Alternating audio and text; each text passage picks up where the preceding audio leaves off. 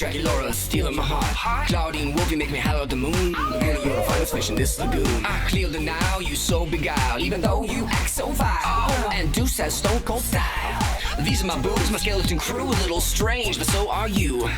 Don't you wanna be a monster too?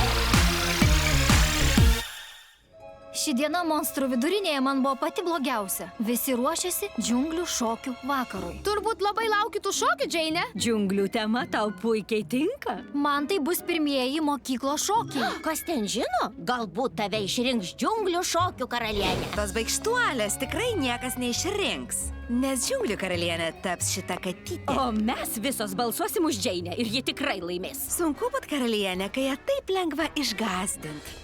Kur ji dingo? Džeinė. Mane sukaustė baimė. Negana to, kad nesu buvusi šokiuose, tai dar mano draugės ketina išrinkti mane džiunglių karalienę.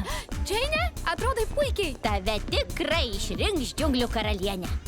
Aš buvau sutrikusi, nežinojau, ką daryti. Buvau įpratusi stebėti, o ne dalyvauti. Regis Džeinė Bulletin bijo net pasirodyti.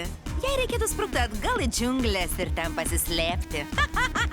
Nors Torolė tikėjosi mane įžeisti, tačiau jo žodžiai padėjo man kitaip pažvelgti į monstrų vidurinę. Ji mažai kuo skyrėsi nuo mano namų džiunglėse. Hitas, mėgindamas nustebinti vampės, priminė povą rovantį savo plunksnas.